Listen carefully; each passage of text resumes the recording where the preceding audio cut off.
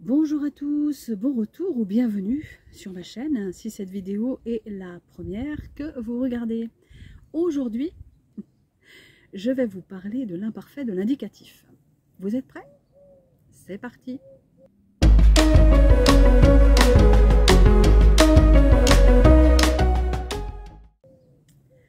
Alors, l'imparfait est un temps assez simple. Comme toujours, vous devez prendre la racine du verbe à conjuguer et ajouter une terminaison, celle de l'imparfait, qui varie selon le groupe du verbe que vous conjuguez. Pour les verbes du premier groupe, les verbes en ER, c'est la terminaison AIS pour la première personne du singulier, AIS pour la deuxième personne du singulier, AIT pour la troisième personne du singulier, IONS pour la première personne du pluriel, IEZ pour la deuxième personne du pluriel et AIENT pour la troisième personne du pluriel. Nous prenons l'exemple d'un verbe du premier groupe comme le verbe jouer, qui à l'imparfait devient je jouais, tu jouais, il ou elle jouait, nous jouions, vous jouiez, ils ou elles jouaient. Je répète, je jouais, tu jouais, il ou elle jouait, nous jouions, vous jouiez, ils ou elles jouaient. Les terminaisons des verbes du deuxième groupe, les verbes en IR, sont issait, AIS, à la première personne du singulier, issait, AIS, à la deuxième personne du singulier, issait, AIT, à la troisième personne du singulier, issions, IONS, à la première personne du pluriel, issiez, IEZ, à la deuxième personne du pluriel et issait, AIENT, à la troisième personne du pluriel. Un exemple avec un verbe du deuxième groupe, nous allons prendre le verbe finir. Pour mémoire, les verbes du deuxième groupe sont ceux qui font issons à la première personne du pluriel du présent. Nous finissons. C'est pour ça d'ailleurs qu'on a ces terminaisons issait, issait, issait, issions, issiez, issait à l'imparfait. Donc nous allons prendre en exemple le verbe finir qui à l'imparfait devient je finissais, tu finissais, il ou elle finissait, nous finissions, vous finissiez, ils ou elles finissaient. Je répète, je finissais, tu finissais, il ou elle finissait, nous finissions, vous finissiez, ils ou elles finissaient. Voyons maintenant les terminaisons des verbes du troisième groupe, qui sont des verbes en IR pour la plupart. Ce sont AIS pour la première personne du singulier, AIS pour la deuxième personne du singulier, AIT pour la troisième personne du singulier, IONS pour la première personne du pluriel, IEZ pour la deuxième personne du pluriel et AIENT pour la troisième personne du pluriel. Ce sont les mêmes terminaisons que pour le premier groupe. Nous allons prendre un exemple, le verbe dormir, et à la différence du deuxième groupe, à la première personne du pluriel du présent de l'indicatif, ça fait nous dormons. Donc, le verbe dormir qui, à l'imparfait, devient je dormais, tu dormais, il ou elle dormait, nous dormions, vous dormiez, ils ou elles dormaient. Je répète, je dormais, tu dormais, il ou elle dormait, nous dormions, vous dormiez, ils ou elles dormaient. Tous les verbes suivent cette règle, la règle de la racine du verbe et des terminaisons, y compris les verbes avoir et être, qui se conjuguent comme les verbes du troisième groupe pour l'imparfait. Nous allons voir leur conjugaison à l'imparfait.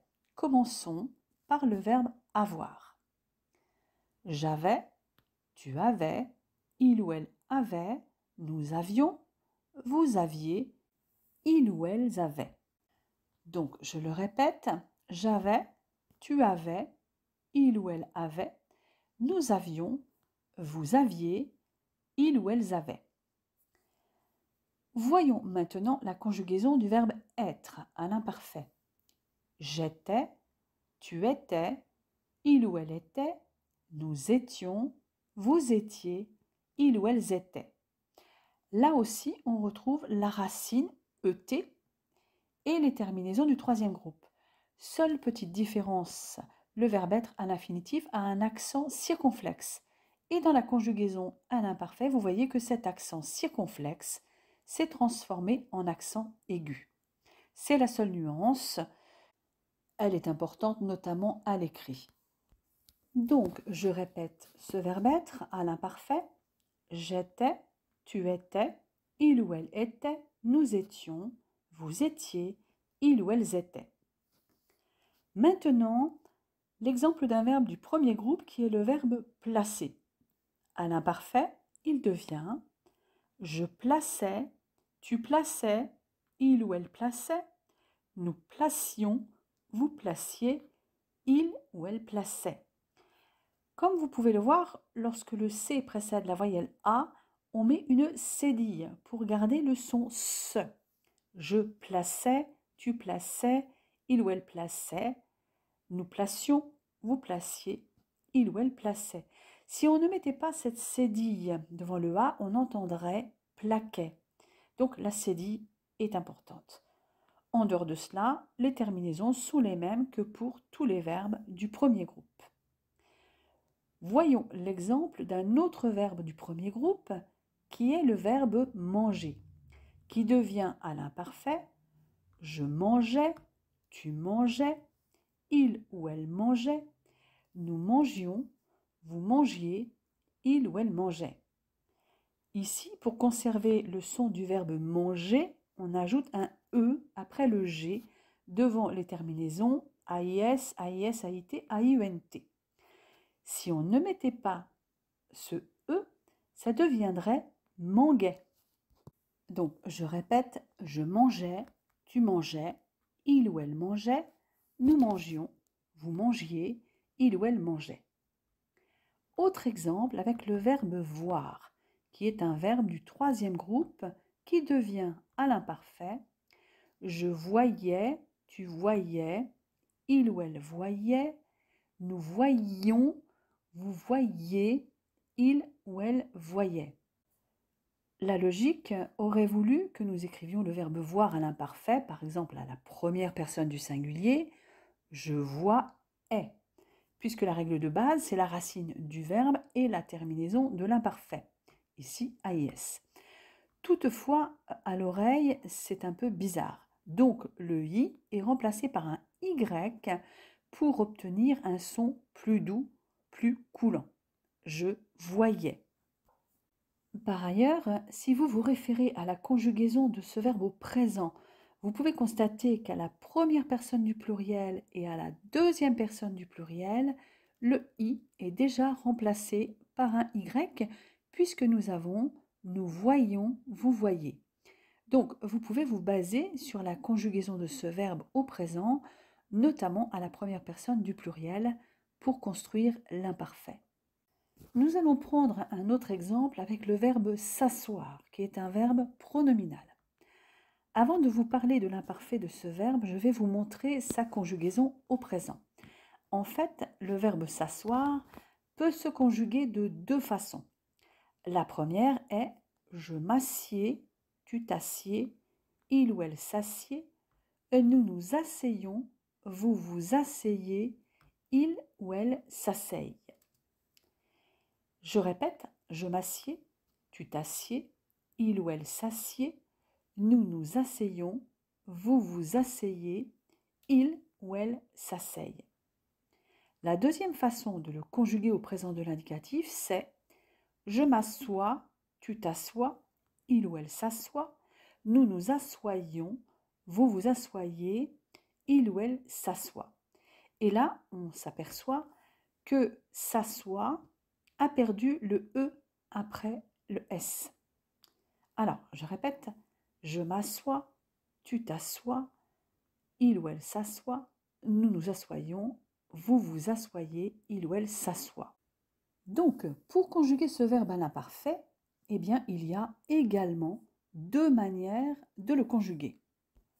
La première se base sur la première manière de conjuguer le verbe s'asseoir, que je vous ai montré au présent.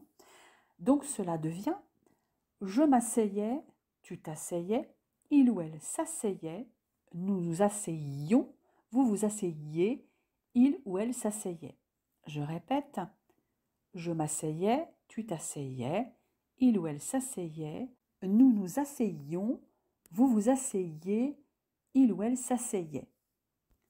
Et bien sûr, la deuxième façon de conjuguer le verbe s'asseoir à l'imparfait est basée sur la deuxième manière que je vous ai montrée. Donc cela devient « je m'assoyais, tu t'assoyais, il ou elle s'assoyait, nous nous assoyions, vous vous assoyiez, il ou elle s'assoyait. » Je répète, je m'assoyais, tu t'assoyais, il ou elle s'assoyait, nous nous assoyions, vous vous assoyiez, il ou elle s'assoyait. Donc, à vous de choisir la conjugaison qui vous paraît la moins compliquée. Je vais continuer avec les verbes qui sont des exceptions à la règle de base. Nous allons conjuguer le verbe prendre à l'imparfait. Ce verbe devient je prenais, tu prenais, il ou elle prenait, nous prenions, vous preniez, il ou elle prenait. Je répète, je prenais, tu prenais, il ou elle prenait, nous prenions, vous preniez, il ou elle prenait. Ce verbe prendre perd son D à l'imparfait. Il perdait déjà son D au présent de l'indicatif pour les personnes du pluriel. Je vous mets d'ailleurs le lien en description pour les verbes du troisième groupe. En effet, vous pouvez trouver un repère dans la conjugaison du présent de ce verbe. Je vous ai déjà parlé de ce repère avec le verbe voir. Par exemple, pour le verbe prendre au présent, nous avons nous prenons, vous prenez, ils prennent. Et à l'imparfait, ce verbe devient nous prenions, vous preniez, il ou elle prenait. La seule différence, c'est qu'au présent, à la troisième personne du pluriel, il y avait deux N. Et à l'imparfait, il n'y en a qu'un, comme pour les autres personnes. Nous continuons avec les exceptions. Si la plupart des verbes du troisième groupe qui finissent en re, ont un imparfait régulier, par exemple le verbe mettre qui devient je mettais, tu mettais, il ou elle mettait, etc. Ce n'est pas le cas pour les verbes en dre, comme les verbes peindre et joindre. La racine de ces deux verbes se termine par n, et ce n se transforme en gn, un imparfait, le son gne. Donc, peindre, à l'imparfait devient je peignais, tu peignais, il ou elle peignait, nous peignions, vous peigniez, il ou elle peignait. Je répète, je peignais, tu peignais, il ou elle peignait, nous peignions, vous peigniez, il ou elle peignait. De même, le verbe joindre devient à l'imparfait, je joignais, tu joignais, il ou elle joignait, nous joignions, vous joigniez, il ou elle joignait. Je répète, je joignais, tu joignais, il ou elle joignait, nous joignions, vous joigniez, il ou elle joignait. Nous allons maintenant nous intéresser à un verbe très utilisé en français qui est le verbe faire. Ce verbe devient à l'imparfait « je faisais » qui s'écrit F-A-I-S-A-I-S, mais qui se prononce « faisait » et non pas « faisait ». Ne me demandez pas pourquoi, je n'en sais rien. Alors, je faisais, tu faisais, il ou elle faisait, nous faisions, vous faisiez, il ou elle faisait. Ainsi, pour le verbe faire à l'imparfait, on met un S entre la racine et la terminaison, tout simplement pour la phonétique, car si l'on suivait la règle de base, l'imparfait à la première personne du singulier, par exemple, serait « je fais est », ce qui phonétiquement n'est pas très joli, d'où l'ajout de la lettre S. Là encore, il y a un point de repère, si l'on regarde le verbe faire conjugué au présent et notamment à la première personne du pluriel, qui est nous faisons, base sur laquelle on peut s'appuyer pour l'imparfait du verbe faire. Donc je répète à l'imparfait, je faisais, tu faisais, il ou elle faisait, nous faisions, vous faisiez, il ou elle faisait. Ce point de repère se vérifie par exemple avec le verbe plaire, ce qui donne nous plaisons au présent de l'indicatif à la première personne du pluriel. Eh bien, nous pouvons reprendre cette base pour l'imparfait, puisque le verbe plaire à l'imparfait devient je plaisais, tu plaisais, il ou elle plaisait, nous plaisions, vous plaisiez, il ou elle plaisait. Je répète, je plaisais, tu plaisais, il ou elle plaisait, nous plaisions, vous plaisiez, il ou elle plaisait. Nous pouvons le vérifier encore avec le verbe connaître, qui, à la première personne du pluriel du présent de l'indicatif, est nous connaissons, et à l'imparfait, le verbe connaître devient je connaissais, tu connaissais, il ou elle connaissait, nous connaissions, vous connaissiez, il ou elle connaissait. Je répète, je connaissais, tu connaissais, il ou elle connaissait, nous connaissions, vous connaissiez, il ou elle connaissait. Donc, si vous connaissez bien la conjugaison des verbes au présent de l'indicatif, prenez en considération la première personne du pluriel et cela vous aidera pour conjuguer le verbe à l'imparfait et à beaucoup d'autres temps. Si je prends le verbe boire, qui est un verbe très utilisé, ce verbe à la première personne du pluriel au présent devient nous buvons. Eh bien, à l'imparfait, nous avons je buvais, tu buvais, il ou elle buvait, nous buvions, vous buviez, il ou elle buvait. Je répète, je buvais, tu buvais, il ou elle buvait, nous buvions, vous buviez, il ou elle buvait. Cela se vérifie aussi avec le verbe dire, qui, à la première personne du pluriel du présent de l'indicatif, devient nous disons. Et à l'imparfait, nous avons je disais, tu disais, il ou elle disait, nous disions, vous disiez, il ou elle disait. Je répète, je disais, tu disais, il ou elle disait, nous disions, vous disiez, il ou elle disait. Voyons un dernier verbe qui est le verbe écrire.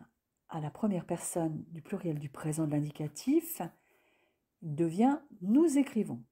Et ce verbe à l'imparfait devient j'écrivais, tu écrivais, il ou elle écrivait, nous écrivions, vous écriviez, il ou elles écrivaient.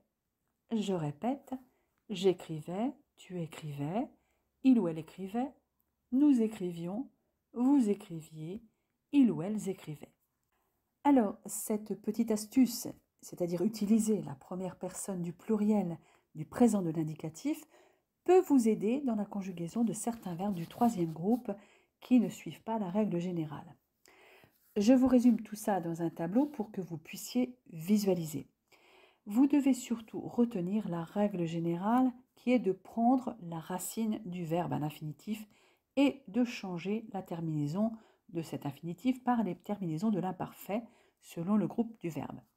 Et les différentes nuances pour les verbes du troisième groupe sont surtout liées à la phonétique, comme nous l'avons vu tout à l'heure pour les verbes voir et pour prendre, boire, etc.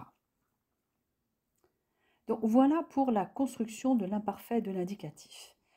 Mais quand devons-nous utiliser l'imparfait?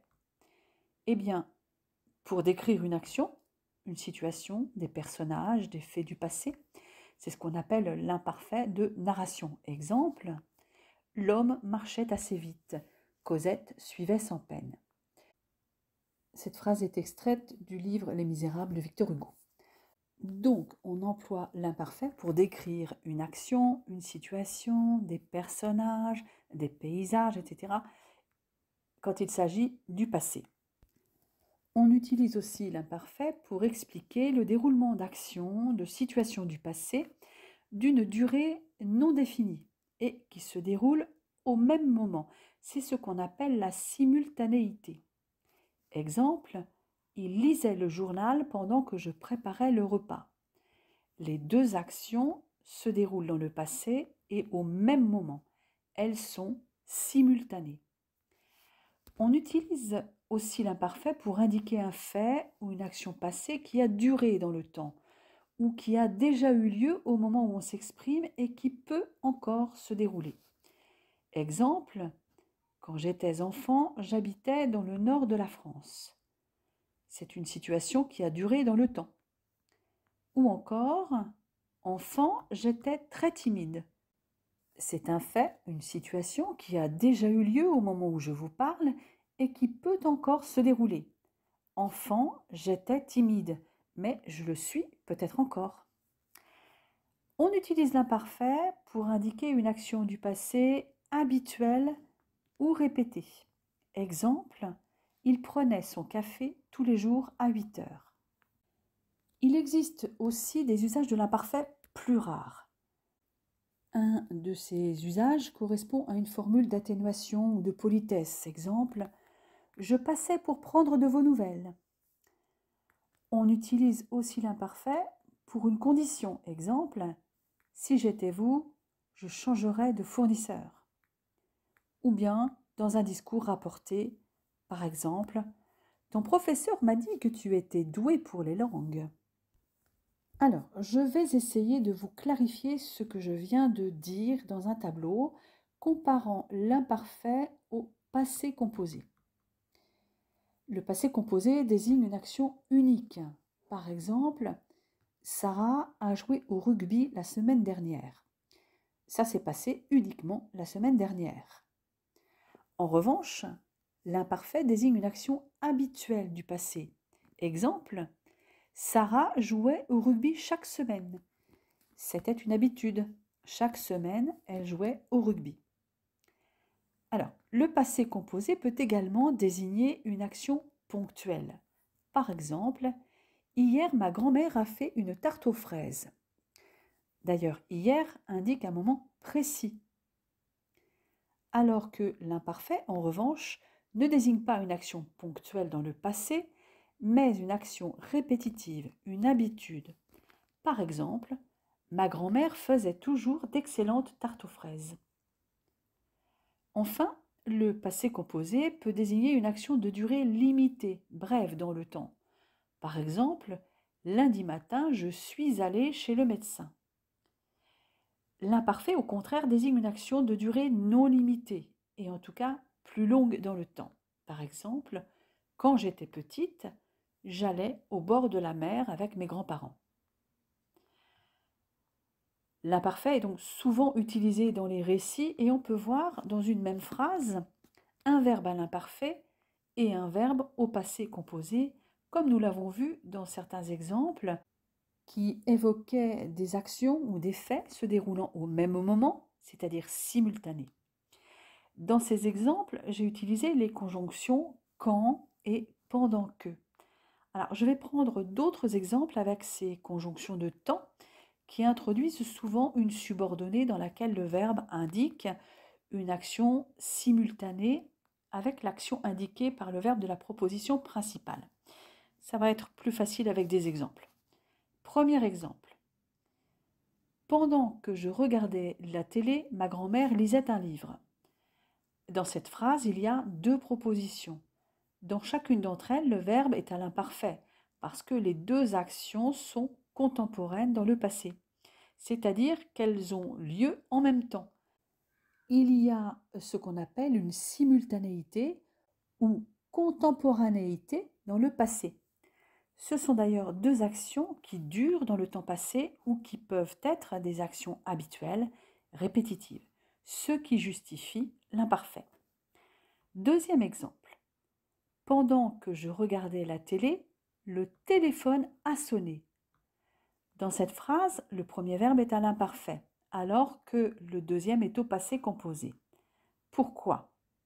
Tout simplement parce que la première action regarder la télé est interrompue par une autre, le téléphone qui sonne. Par ailleurs, pendant que indique une action qui se déroule sur une certaine durée, alors que la sonnerie du téléphone est ponctuelle, d'où l'utilisation du passé composé. Troisième exemple. Quand j'étais petite, ma mère ne travaillait pas. Les verbes sont tous les deux à l'imparfait, car les deux actions sont contemporaines dans le passé. De plus, ces deux actions ont duré dans le temps de mon enfance. Quatrième et dernier exemple.